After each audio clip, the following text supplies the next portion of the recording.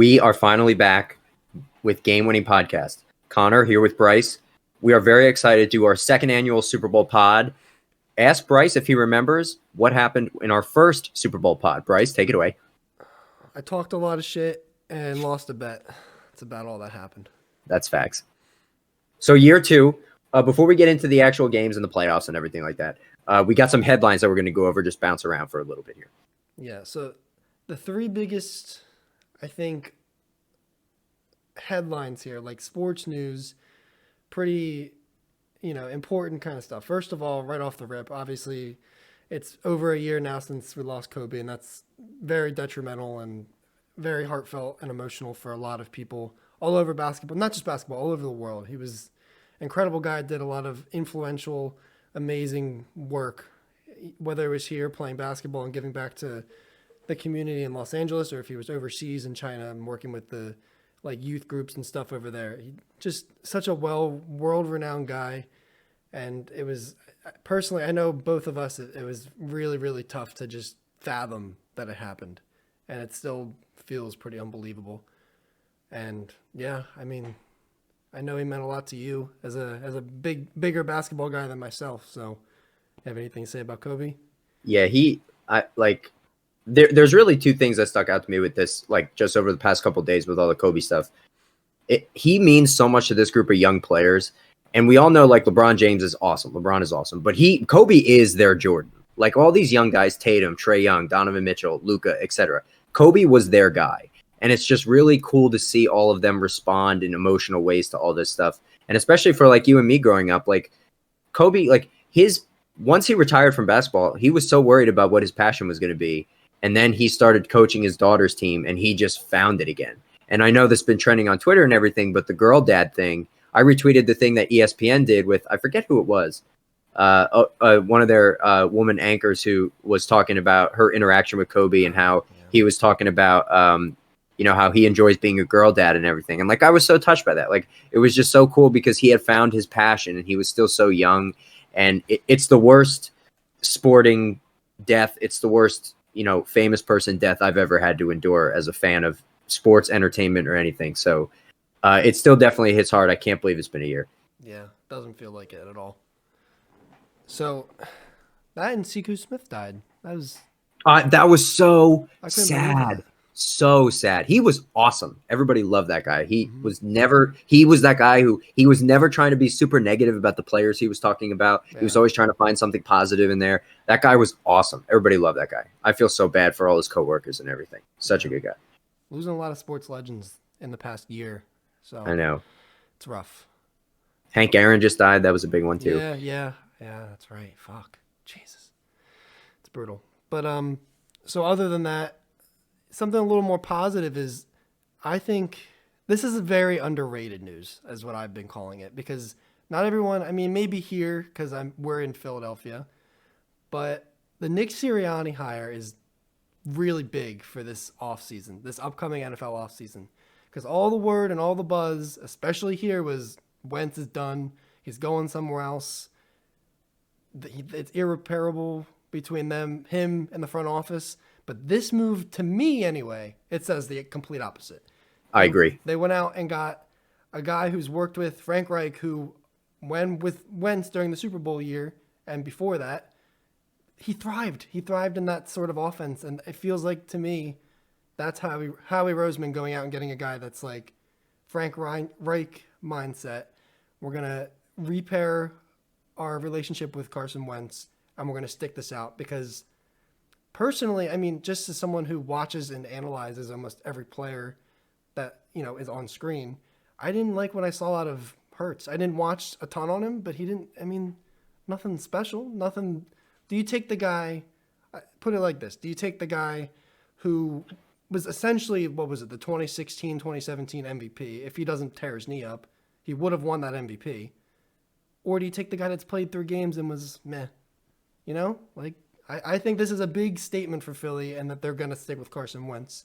And I still have faith that he, with the right coach, the right guy that he can work with. And I think Doug Peterson kind of was stubborn after the Super Bowl. He was Fuck very Doug Peterson. he That's was what I got to say about that. he was very hesitant and stubborn when it came to coaching guys like Wentz, who Doug thought his balls were too big and nobody had to listen. He didn't have to listen to anybody but himself. And I mean, the sudden firing. What coach wins a Super Bowl and then gets fired 3 years later? That just goes to show you, what that situation kind of came to. And I think people are going to see now with the new coaching change that Wentz can still play in this league. I don't think that's out of the question. I never thought that was out of the question, but a lot of Philly fans seem to think so. Well, a couple things on this. One, Wentz was playing with all of his receivers were down. His entire protection was down. He was playing with literally nobody. There was so many times where it was just ridiculous. And you're watching him, you feel bad for him. And of course he's going to make bad throws. There were so many times when you looked at the sideline's face, you looked at Doug Peterson's face, and like you could just tell that the guys were not running the right routes, that he was not running the right place. Mm-hmm. And I was texting with you about this. I was texting with Ange about this. And I know Dula had been an advocate about this for a couple of years now, that Jalen Hurts can't throw. No. That was Dula's big problem with Oklahoma. He was like, look, he's going to win the Heisman and everything, but like, we should stop fawning over this guy because he can't throw. And you see in that playoff game, although they should have left him in, but he can't throw. And even in the games where he did look good, he had that first half against, who was it that they came back with? Seattle, I think. And it was like, that guy can't throw. Mm-hmm. And it's a problem. You're like, yeah, he can run. That's great. But Carson Wentz has shown when they went 13-3 that year, he looked awesome before they went on that run. Mm-hmm. So it's kind of like, that Wentz can be good when he has the guys around him. Injuries have just been screwing them over. Yep. And I know the relationship between him and Doug Peterson is like irreplaceable. It's like you can't even reconcile it at this point. Yeah.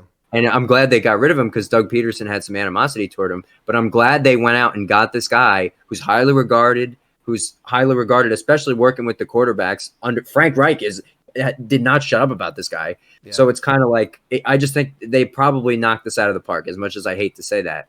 But I think they had to stick with Wentz because Hurts, he's a good dude. I got nothing against him, but he just can't throw. Yeah. I made a comparison to him earlier in the season. He's like a poor man's Alex Smith with less than an arm too. I love that man. First of all, we also, just a quick side note. If we don't name comeback player of the year after Alex Smith, the NFL needs to disband. Yeah. Yeah. I mean, yeah, there's no reason for him not to be. I didn't think he should have came back from that. I would have retired. No, absolutely not. And he played well. It's almost psychotic that he did. He came back just about as good as he was when he left. I mean, it's unreal. Wasn't afraid to take a hit either. Who did he get hit by the first game back? It was Aaron Donald. He got hit by Aaron Donald, like his third snap from scrimmage. And Donald was the guy who sandwiched him when he went down with the injury. Oh, also, it was against the Rams. Yeah. Wow. I'm pretty sure it was Donald. Yeah. I mean, that's some big news. And then I also think we're witnessing the end of an era. Please, no. We are. I'm so upset about this. I know what you're going to say, but keep going. I don't know if you do. I think it's... Oh, maybe I don't. I mean, we have a lot of very notable players retiring in the NFL that we grew up watching. Yeah. Jason Witten announced yesterday he's retiring. Last week, Rivers. And we're still... I mean, I'm pretty sure Breeze is retiring. It's all the word. He hasn't officially announced it. But I think he's done. And especially with the playoffs, Brady aside, Brady's Brady. He's an outlier.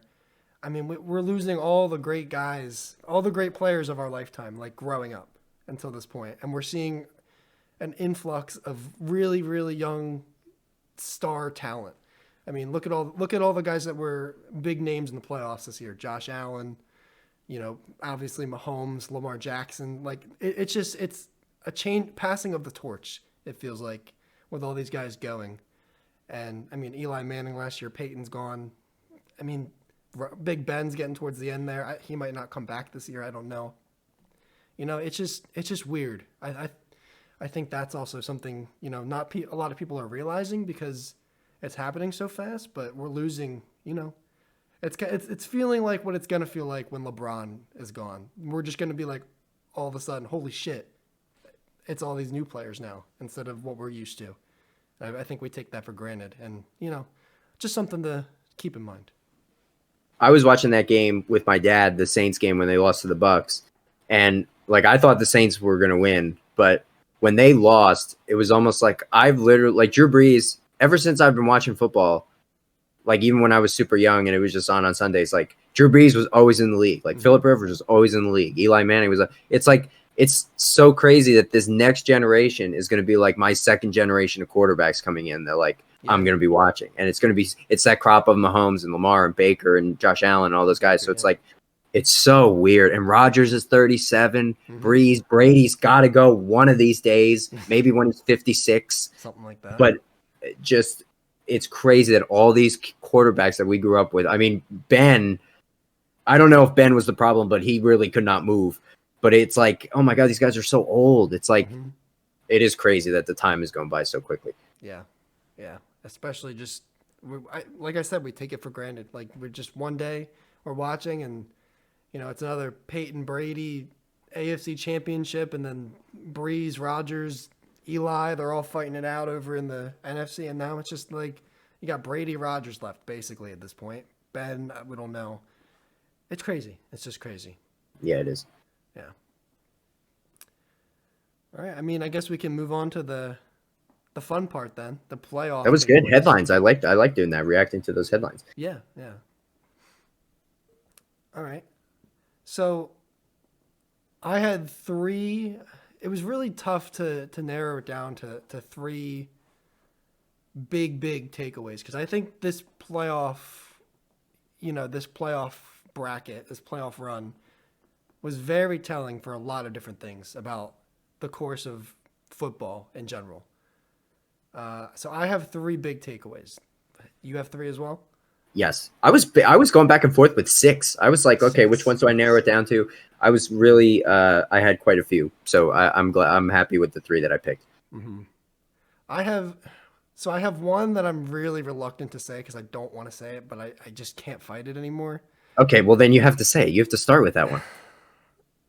So right now, for the longest time, as just a fan of football and then moving into more of a coach and an analyst, taking that point of view, I was always a big Peyton Manning is the greatest quarterback to ever play.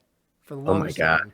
Yeah. Oh my God. You know what I'm gonna say. Oh my God. It's happening. It's happening. I'm finally turning over. I'm glad we're recording this. Yeah. This is why I was reluctant to say it. But after this season, you're just waiting for the moment that I'm so excited. After this season, no off season, the whole COVID, no training camp, no nothing. Tom Brady moves to a brand new team at a brand new conference, brand new head coach, basically brand new everything except for Gronk. That's his. And then I'm thinking everyone's like, oh, this team is ridiculous. It's loaded on offense. They're going to just breeze through to the Super Bowl. And I was like, no, there's no way. No way with this offseason and him just going and leaving Belichick. I was always a big believer that Belichick was the reason for his success. And I never backed down because we didn't have any proof. Didn't have any proof otherwise. We would have never known until this year that he can succeed without Belichick. And him, it was a little shaky at first, but I think a lot of teams were shaky because, like I said, no offseason. Very tough to adapt after having no reps and just going full-on game mode. And that's why we saw a lot of injuries too. But then come playoff time, and I knew the Washington game was going to be a battle because Washington has a very good defense, but they win. Then they go and play the Saints, who this is where my mind starts to change because the Saints they won both games in the regular season, right? I think so. Yes. And one was a complete. They killed them. Yeah, they mauled them. And Brady played horrible in both those games. So I was like, this is it. This is where Brady goes down. And they come out and beat the shit out of New Orleans. And New Orleans was considered the best defense in the league. Like the hottest defense. One of, anyway. And they just completely beat the shit out of them. And I was like, okay, maybe that was just a Breeze fluke. Breeze had a bad game. They held Breeze in check. And I was very impressed by the Tampa defense in that particular game. And then they go to Lambeau. And I'm like, this is where it has to end, right? The Packers were my Super Bowl champion. I really thought the Packers were going to win this game. Yeah, like this is the best. I think this is the best team that Aaron Rodgers has ever had, aside maybe the Super Bowl winning team. I think this was the most balanced, defensively very solid. They had one of the best rushing games in the league, and him and Devontae Adams are just, they are always on the same page. Doesn't matter who's guarding him, he always, comes out on top. They proved that against the Rams, where Devontae Adams completely torches Jalen Ramsey.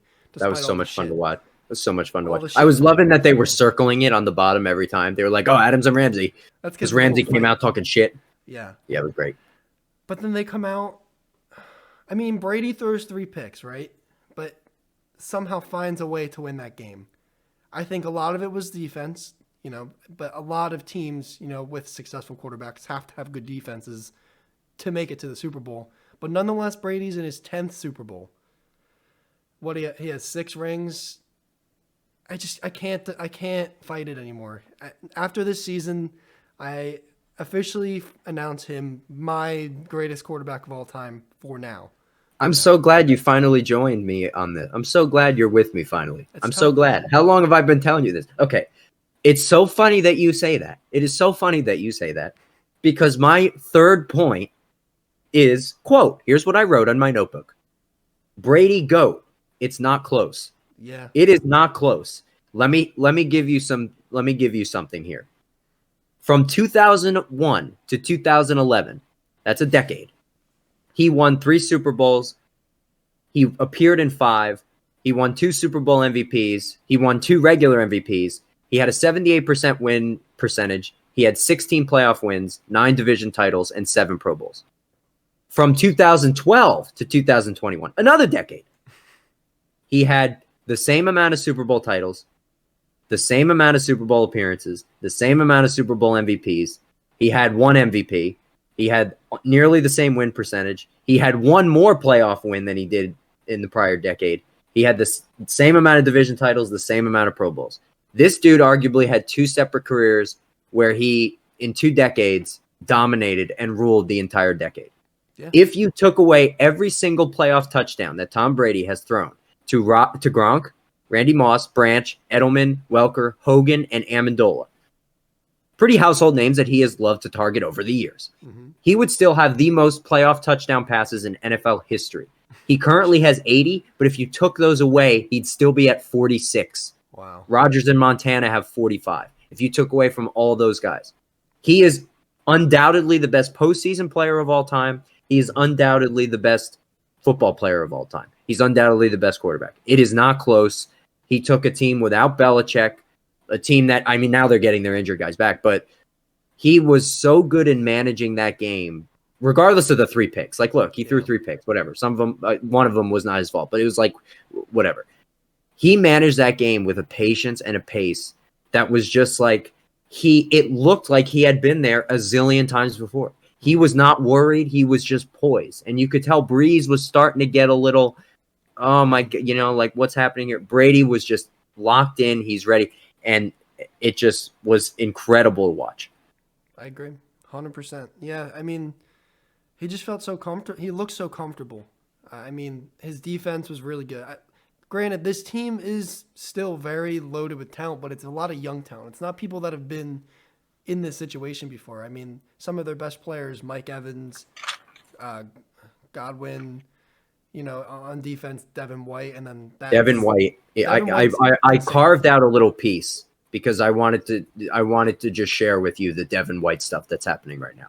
This Devin White stuff is it's getting out of hand. Mm-hmm. He's ridiculous. He is really absolutely ridiculous. He is reading plays that like Tony Romo doesn't even see coming. It's like this guy. He's a lunatic. He's savage. Mm-hmm. I love this guy. He is going to be awesome for a long time. There's just no doubt. He's fucking incredible. Yep. And they still have, a lot of people forget too, they still have Levante David, who has been one of the best linebackers in the NFL for, around a decade now. He's incredibly talented, and they got Devin White and then Vita Vea up front, and they have Ndamukong Suh, yeah? Like, that's a very glad he's not kicking balls anymore. Yeah, that's a plus. And look where they're at now. I mean, and you still got to think Antonio Brown didn't play in the championship game. He's playing in the Super Bowl. And that Scotty Miller kid's pretty good too. That team is just very, very loaded with talent. And Brady was just the perfect fit. As soon as they put that team together, it was hard for me to admit that was the perfect fit because they were really a quarterback away from being good, but I didn't think it would get to this point. I didn't think they would make a Super Bowl. I thought it would be. I don't think a lot of people did. Yeah, I mean, I don't know. It felt kind of like, and I think this is what I told some people that I talked to about it with. It felt like the Philly Dream Team from years ago with Vic and Shady McCoy and Deshaun Jackson and all of them. That's what it felt like to me. Like you just throw a bunch of stars together and you think it's going to work. You know, they pick up Leonard Fournette and Antonio Brown late and everyone's like, oh, it's over. And then Fournette doesn't do anything. Brown doesn't play a lot. And I don't know. It just never felt like it was going to get to that point. They snuck into the playoffs in kind of a shitty division. Not so shitty. I never was really sold on the Saints, so that's why I say shitty. But they get there. I was like, okay, it's pretty, it's like a formality that he's going to make the playoffs at least. And then he just goes through and completely dominates. He really dominated. As the 5 seed. As the 5 seed, yeah. But that's on the road. That's only because on the road for all 3 games. Yeah. Which is just, and now he gets rewarded by being home in the Super Bowl. So yeah, that's also crazy. Yeah, I just think a lot of people aren't talking about either. They're the first Super Bowl team to play in their home stadium. That's crazy. Yeah, I just think it's unquestionable at this point. I'm glad you're finally on my side. Yeah, but I think we have a changing of the guard very soon. Yeah. Yes, I'm gonna have to go. I'm gonna have to agree there. Yeah, we might get it. Not this Sunday, but next Sunday. Might get it soon. We'll see. Okay. We talked. So we both had the same one for one of our takes. Yes. And this kind of rolls into that because you said he did it away a lot or every game. I think this postseason really, really highlighted how important home field advantage usually is. Obviously, a lot of teams had some fans come in. I know Buffalo did, Kansas City did, like a lot of teams did. But it's just not the same. It still wasn't the same.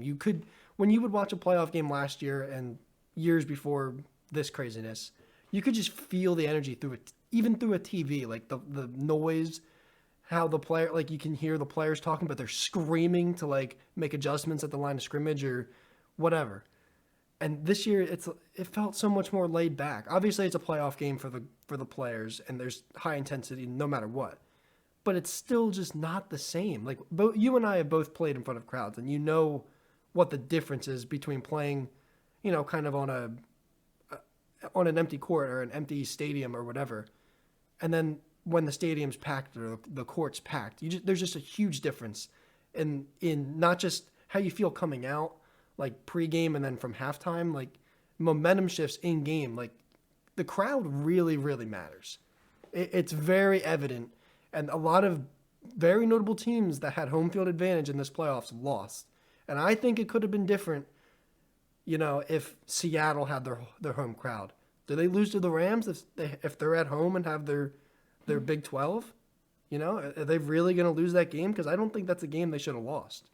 Same with the Packers against Brady in Lambeau, NFC Championship game. Do they lose that game when Brady throws 3 picks? The momentum would have shifted very differently, especially when, I think there was a certain situation where Rodgers goes 3 and out, down 7 in the 4th, or maybe the late 3rd, and they immediately get a pick back. That's a huge momentum shift any other season. But this year, I don't know, they came out and it was just kind of like another series for them. I don't know if that's just the mindset of the team or that could be something to do with not having fans. And that's personally what I kind of got out of that and a lot of other games. That's just one little example. I have notable teams. I said Seattle, Green Bay. The Steelers lost in a very embarrassing fashion to Cleveland at home. Does that happen in Pittsburgh any other year? I don't think so. I think Cleveland was a very good team, but I don't think Cleveland was good enough to beat the Packers or the Steelers, sorry. And I still thought the Steelers were kind of a fluke. I just didn't think Cleveland, without their head coach, without a lot of notable players due to COVID, that just doesn't happen any other year. And same with Tennessee. I've really liked Tennessee this year. I didn't have many contenders in my contender list from the AFC. I think I had them and Kansas City. I think those were my only contenders. Oh, and the Bills. Those were my only contenders out of the AFC. I didn't like any other team. And the Titans kind of got beat by Baltimore, and I don't think I still don't think they're ready. I don't think Lamar's ready. I mean, did you watch them in that AFC in the game against the Bills? It's bad. It was, I mean, not even close. I mean, they were just goes to show you how that's what I think of Baltimore. I don't think they're ready. I don't think they're a complete team. They have no receivers, no receiving talent whatsoever. And Lamar, I mean, I feel like he needs a decent set of receivers just to, become a better thrower. I think he's improved with mechanics and everything, but he's just not there. He doesn't look confident when he throws the ball. He definitely seems like he's still willing to run rather than throw. And he's getting there. He's still young. He's a kid. But I don't know. I just didn't think that team was good enough to beat the Titans, who we saw dominate really good teams all throughout the season. And, those 4 teams lost in the playoffs with home field advantage. That doesn't happen very often. And I don't think that's just a fluke. I think not having fans really had an impact. I said this to you this goes back to the basketball season too, like with the Heat thing. I mean, that, like, do the Heat beat the Bucks with home court advantage? I don't know. But it's the same thing with fans are the oxygen of sports. Mm-hmm. They just are. And to not have them, like, I was so excited to finally get this epic Brady Rodgers matchup that we've been longing for in the NFC title game for, like, in any title game forever. Like, this is something that people probably wanted forever. And it was like, it just didn't have the feel that I thought it was going to have. Right. It was a good game. It was a good game. Oh, yeah. And some shitty decisions were made in the fourth quarter, but it's still, and when you have Joe Buck on the call, that's a double fucking win. Yeah. So it's like, fans, it is something, the what if these teams were able to have fans? Like, what if that was going to be a thing? And I know that, like, we still have the number 1 seed Chiefs in it and everything, but those matchups, the only thing I will say, and I guess I'll segue this into my second thing because I have it written down here. I am actually on the opposite spectrum of you with the Browns. I thought the Browns would have won that game anyway. I was super high on the Browns. A lot of people I know were super high on the Browns. My second point is basically Baker has basically proven to me that he is ready for this. Like, he was in the playoffs, especially, and towards the end of the season, their last 4 or 5 games of the year, he was not getting visibly frustrated. He used to get visibly frustrated when they were messing stuff up. And whether it was with the coaching staff or his receivers would be mad at him. He was poised. He was calm. He was running his offense. He was making the right reads. He was so, and look, they ran it to the Chiefs. What are you going to do? Mm-hmm. But they beat Pittsburgh. And I think, maybe it was a combination of Pittsburgh, being not as good as they wanted to be. But the Browns just really came out to play. And Stefanski there, they all love Stefanski. I think Baker's ready to take a jump. I can see that. I think in my opinion, this is the best version of Baker that we've seen and the best that he can really be. I don't see him being much more than this. I think this is the best offensive line he's had in the NFL by far. They went out and spent a lot of money and assets to get a good offensive line. And he also has probably two of the best running backs in the NFL between Kareem Hunt, despite what he's done, and Nick Chubb.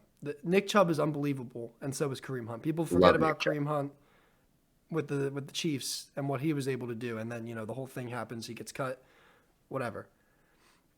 They have one of the most dynamic offenses in the league, and yes, Stefanski is phenomenal, but I just don't think I've seen it time and time again where Baker just can't make the right reads, even if it's right in front of him. He was very good, notably also without Odell Beckham on the field, which is interesting. I don't think those two mesh together at all, despite the connection between Beckham and Landry. I just don't think, I don't think that's going to work. I think Baker and Beckham are very similar alpha type of players, and I just don't they butt heads, and I get that feeling. we don't see it. Obviously, we don't get the inside, view on the locker room or anything. But you can kind of just feel, how Odell is from being a Giants fan, and I think we all kind of know just because he's so dramatic and it makes a lot of big headlines. But like you said, Baker used to be kind of the same way, visibly frustrated with teammates, and that kind of stuff. That's not good for a locker room. And you kind of saw once Beckham goes away, they got pretty hot at the end of the year, and people were really riding them. And, I mean, we just kind of saw, like you said, they ran into the Chiefs, but at the same time, Mahomes was hurt the whole, second half? More than that, right? That's a very winnable game, and they couldn't come up with it. Baker couldn't. And I don't think the Chiefs' defense is anything special.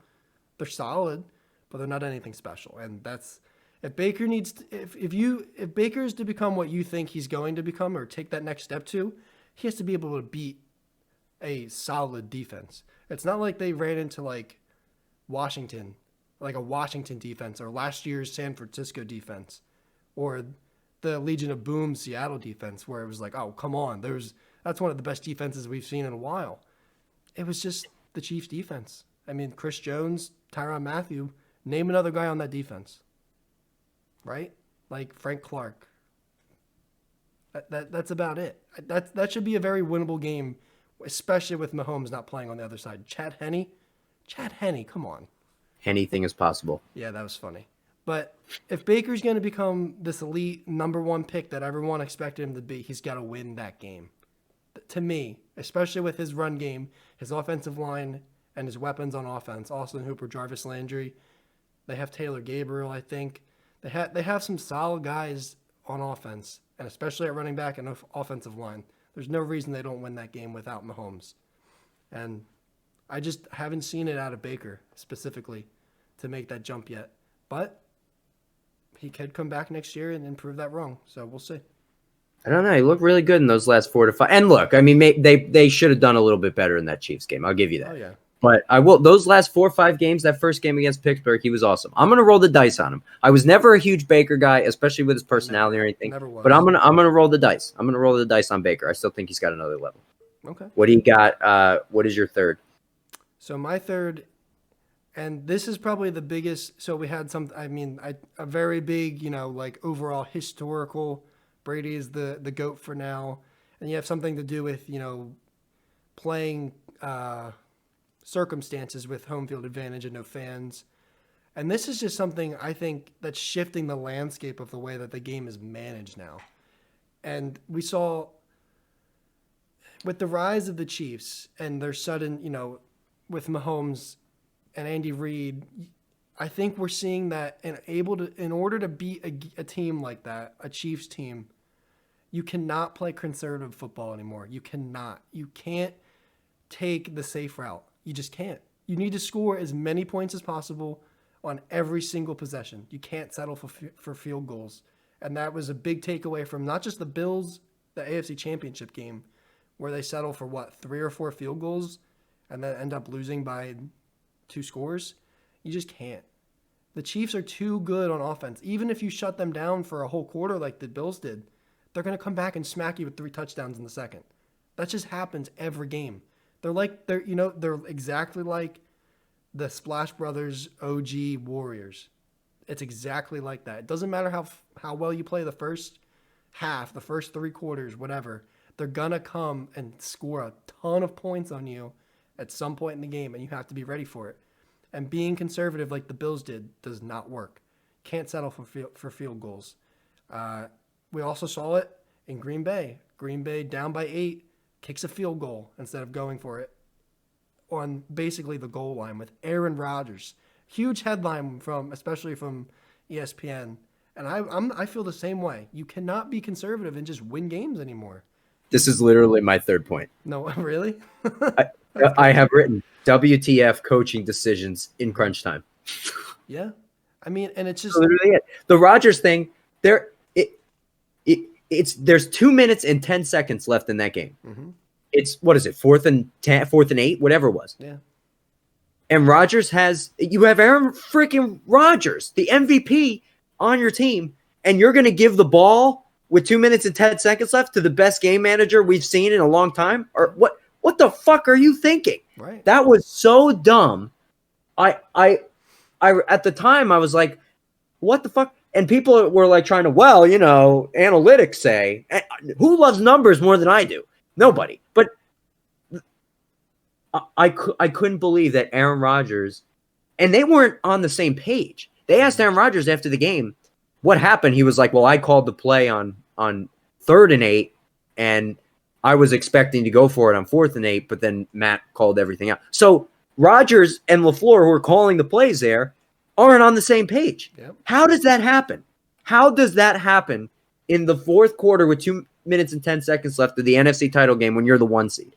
How does that happen? That just cannot happen. And then the Bills did the same thing. Mm-hmm. When they're down in this game, and he's like, we're just going to go for the field goal. Doesn't make sense. What? And you're not going to win games. You're just not anymore. The way that the league's going, people are going to try and mimic what the Chiefs are doing. Obviously, you can't because not everyone can get on Mahomes. But it's going to be a lot of surround a very talented quarterback with very potent, lethal offensive weapons, and I'm going to score more points than you do. And you can't settle for field goals like that anymore. We saw it a little bit with the Bills offense end of the year when they're scoring, they average like 45 to 50 points with the last 3-4 games. That's what the NFL is going to start to come to. You have Mahomes and Josh Allen, Lamar Jackson. You think Baker Mayfield, and Wentz is still up there to me. He can be. Don't you dare forget about Dimes. And we'll see. The verdict's still out on him. He has give him a wide receiver 1. Yeah. Give him a wide receiver 1, then see what happens. Fair. But I really think this is the way that the league is going to go, and you just can't play conservative ball anymore. And another notable thing, as a Colts fan, that everyone questioned Frank Reich's call on that 4th down play before the halftime, where we go for it on 4th down instead of kicking the field goal. We end up losing by a field goal or whatever anyway. But he's made that call since he's came to Indianapolis. He's always gone for it on questionable 4th downs, and I respect that approach. As someone who used to be more of a, as a coach myself, I tend to think that I was more conservative and favored those sort of, those calls and that mindset. But now I'm seeing, at least in the NFL, you just can't. You're going to lose games because you're being too conservative, and there's too much talent offensively coming into the league, especially at the quarterback position, for you to just leave points off the board. And Frank Reich's decision to go for it, if he scores that touchdown, I think that game probably would be over at that point. They would have been up by 3 scores, I think. I would think it would have been 21-3, I think, at that point in the game.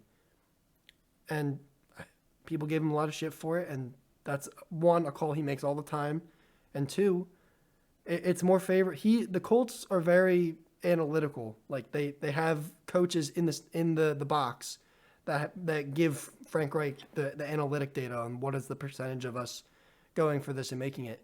And in those situations, the analytics actually favor your winning percentages if you go for that and score a touchdown. Like you're more likely to score a touchdown, and then that vamps, like shoots your percentage to win the game through the roof if you score. Rather than kicking a field goal and just, settling. And we saw that with a lot of games, I think, especially in this postseason. Yeah, it was the same thing. The Bills went up 9-0 against the Chiefs, and in the first quarter, and the Chiefs went down to -105, and I was like, oh, and then bang, it's 14-9. It's like you have to be able to keep up with these teams. Because it happens so fast when you have high-powered offenses like that. It happens so fast. Yeah, I'm all in for that. I agree. Our points are pretty similar. Just that, coaching decisions, they had to be more aggressive. I agree. Especially, and it's not just scoring either. It's punting, too. Like, those, you're, like, kind of in no man's land in between the 40 and 50, either side, really. You're going to see, I really think you're going to see a lot more teams starting to go for it rather than punt. I think we're going to see a lot less punting going forward. Maybe not this year or next year, but I think that's going to start becoming the trend, especially with some coaches. And if they start winning, then, I think it's really going to carry over. Some ballsy coaches. I like it. Yeah. All right, that was good. That was our 3 takeaways from the postseason that we had this year. So we went headlines, postseason takes, and now we move into the game. Yes. Yep. That's what I got. All right. What do you got for me? I got the Chiefs winning this. I don't think it's going to be even. Here I even took a few notes on how I think the game's going to go. I think at first it's going to be very close, and I think the Bucks defense, their play carries over from the divisional round, and then again in the conference championship. They played very, very well. I think they come out and slow Mahomes and the Chiefs down enough that they're up 10-7 at halftime. And then I think in the second half, they just don't have enough to keep up. Andy Reid's one of the best game managers and adjusting in the second half coaches that we've ever seen. And I don't think that their defense can contain them for more than 2 quarters, if even that. They just have such big play capability. I don't think Tampa has the corners or the secondary to guard Tyreek Hill or to guard Travis Kelce or even, someone like Hardman. They just have such a potent offense. And Le'Veon Bell's playing too. I have a sneaky feeling that Andy Reid's been waiting for this because now he's got Edwards-Helaire back and Le'Veon Bell. He has so many toys to fucking play with. He's probably drooling right now. And that defense has a good front seven, Tampa, but their secondary is very questionable. And I really think that they torch the Bucks in the second half and win 31-17, and Mahomes wins MVP. I think that's a given if the Chiefs win, no matter the score. I like it. I also have the Chiefs. I think I almost talked myself out of it with all this Brady stuff we were going through before. I also have the Chiefs, and I have Mahomes winning MVP. If the Chiefs win, Mahomes is going to win MVP. I mean, unless Travis Kelce has 11 receptions for 175 yards and 3 touchdowns, then we're, even then, it's going to be Mahomes. Even then. So I know this Eric Fisher thing is a big deal, and it's a big deal. And people are like, well, Mahomes, how are the Chiefs supposed to operate if their quarterback's on his ass the whole time? And I'm like, they have an equalizer for this, and his name is Patrick Mahomes. Like he'll be fine. The interesting stat that I saw with this, and basically my main reasoning for this, if you looked at what the Bucks did, Brady on 3rd down and 5 or more in the game against the Packers, he was 5 for 6. Yep. He was very good late 3rd down, as the Chiefs are good late in 3rd downs with 3rd and longs, whatever. The Chiefs are the 3rd best defense in the entire league all season and now into the playoffs on 3rd and 5 or more yards. So they're guarding it well, but they're also doing it themselves. So if Brady is going to have to basically try to start attacking them in early downs. And they have not been super successful with that, even into the regular season. My thing is, Mahomes can be good, not great, and the Chiefs can win. Brady has to be awesome the entire game if they're going to win. He just does. He's going to have to be awesome the entire game.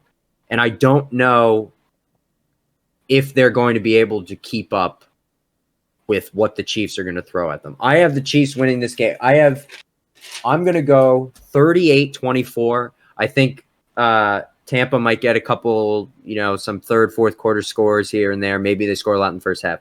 But I'm going to go 38-24 Chiefs. That's a solid score. I mean, like you said, I don't think as good as Brady is, and I just crowned him as my greatest of all time.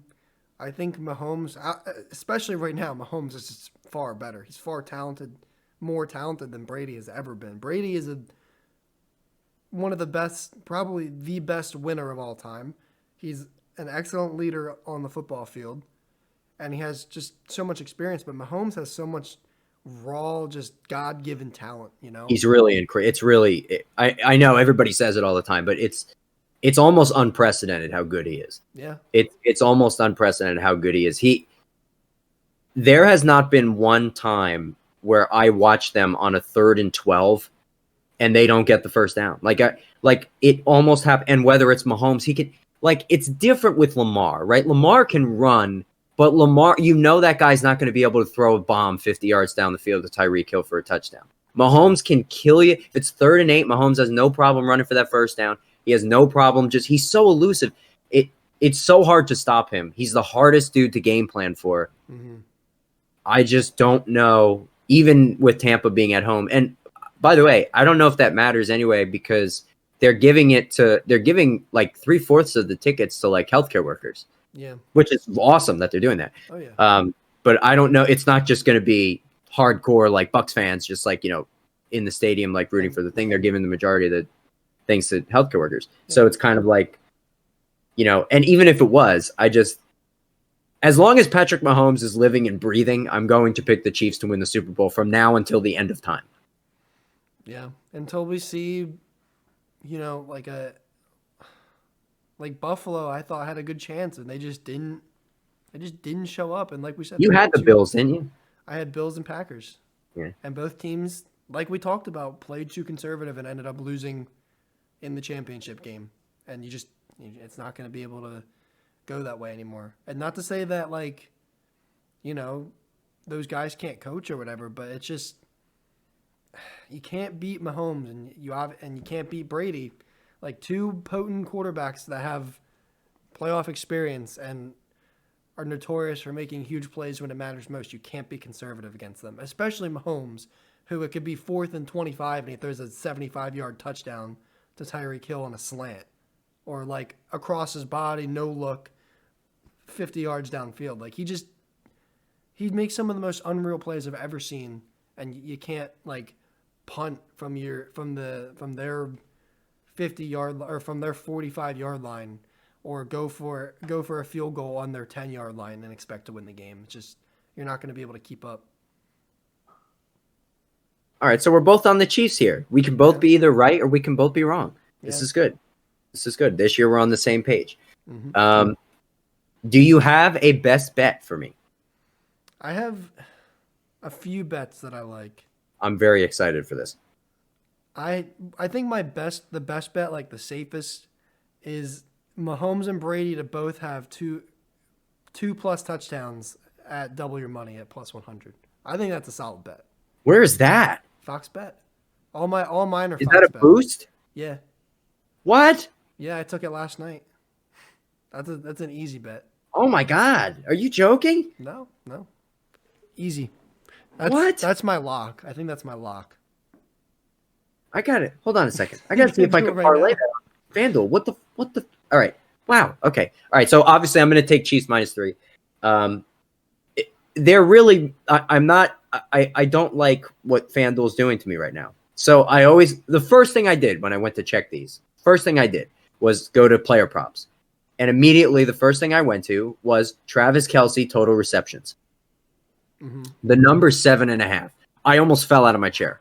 But it's -146. What? That's not even worth betting on. That's not even worth betting on.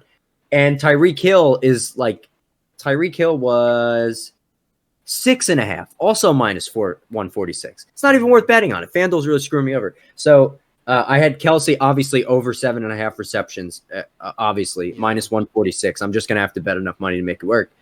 And his receiving yards on DraftKings, you can get Kelce for over 94.5 on DraftKings. On FanDuel, it's 98. So I don't know what it is on Fox right now, but and my lock, here's my lock. I'm very excited about this one. It is a long shot. It's +280. So it's a long shot, but I'm going to call it a lock.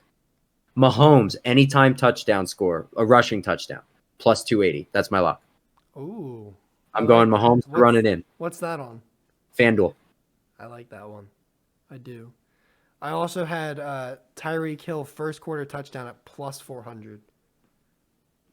I want to throw on him and Kels to score in the first so bad. It's going to be one of them. Because I have a feeling it's going to be, high momentum, a young defense, and Mahomes just torches them with a deep bomb to Hill on like the first play or something. I don't know. I just have a weird feeling. And there's tons of ones right now. that like every book is gonna have like different parlays and stuff. Like for example, one of the ones that I did was Chiefs -1.5 with over 48.5 points in the game. I think the Chiefs but the over under is 56.5. Mm-hmm. This is a alternate thing. So it's Chiefs -2 basically and over 48.5. That's +115. I took that. And I obviously Mahomes to win MVP is -105 right now. So like I don't know how much I'm going to end up throwing on that. I don't want to get it before it's too late, but Brady's +220. Like it's obviously probably going to be Brady or maybe not. I threw on Brady to win MVP just in case. Just in case. You did that last year. You did a safety bet. Mm-hmm. You had one of those last year. I always throw on something crazy. Like last year I think it was like +1,200 for there to be a defensive touchdown. Are we going to throw on the exact score again? I did. I did. That's what I'm going to do. I'm going to do my 38-24. I might do that too. I'm going to do the coin flip. I'm going to do it all. Oh, I did. I threw on tails. Tails never fails. I threw on heads last year, and I immediately regretted it after I sent it in, and it ended up being tails. Mm-hmm. I don't know if I'm going to jinx it by going tails this year or not. I don't know. It can't be tails years in a row. I'm going to look at the spread of the past coin tosses for all the Super Bowls and see what my best odds are. But I feel like I'm just going to lose that one either way. Yeah. But that's my lock. Mahomes, anytime touchdown scorer rushing, obviously +280. That's actually a really good one because he's sneakily a good runner too. Yes. And he had a touchdown. And if they get within the 10, he could just, nobody's open. Ah, shit, I'll just run this in. He does it all the time. Yeah. Yeah, he does it all the time. He did it last Super Bowl. He rushed for a touchdown. Yeah. In last year's bowl. So that's what I'm going. Mahomes anytime. And I'm doing all the overs for the Chiefs receivers. Now, disclaimer, I'm absolutely fucked if Tampa wins this game. I'm absolutely fucked. Completely fucked. But I'm just gonna ride Mahomes as much as I love Tom Brady. I love Tom Brady. Just because everybody hates him and I love that shit. But Mahomes is baby goat. He's baby Yoda. This is what I meant by the passing of the torch. He could win. And he's baby goat. He just is, and the passing it's flipped. It's time for the flip to occur. Mm-hmm. He has to beat the goat to become the eventual goat. Right. So I'm all in on the Chiefs. I can't wait for the game. I really can't wait. And it's not like, look, I'm not going to care really who wins. Like I am because I'm going to have money on it. But like if I didn't have money on it, I would be like, oh, I would like Mahomes to win, and I don't give a shit if Brady wins. So it's like, right. Whatever. So, yeah. All right. That's good. Yeah. Do you want to know so I did all that research on the betting or on the, like for the Super Bowl and everything. And I put my final score and then the first, final score bet that I saw, like I just looked at the list randomly and it was my 31-17. That's the best one. That's the highest. No, it was just randomly on the list. It was plus 9,000. So I threw 5 to win 455 or something like that. So, I just thought that was fake. It was literally just the first one my eye got drawn to, and I was like, no way. I got to throw on this right now. They have, and I mean, all the books have the exact. Yeah, they have a bunch of them. Sports one. I'm trying to find it, but I'll find it later. But yeah. Okay, that's good. That's good. Yeah, there's tons of stuff. Let us know in the comments if you have any best bets for the Super Bowl. Best bets, and maybe we'll or final scores or anything. Or final scores. But yeah, that's what I'm leaning right now. Yep, I threw out all 4 of those. Mahomes, Brady, 2 touchdowns. Tyreek Hill first quarter touchdown, and tails and Chiefs win 31-17. No parlays though. I didn't do any parlays. No. Or I didn't parlay those. I guess the Mahomes and Brady one is a parlay, but yeah. Word. I think that's everything. That just about wraps it up. Thank you for joining us in our reboot of the Game Winning Podcast with Bryce and Connor. We are going to do this every, what's today, Thursday? Every Thursday at around, it's 4 o'clock now, but it'll be posted whenever it's posted. So we're going to try to do this once a week. With football, we're going to have tons of stuff. Basketball is going crazy in March. It's going to get nuts. And football free agency is around the same time as March Madness. So that's going to be a big time for us. So everybody enjoy the game. Thank you for listening, and we'll be back next week.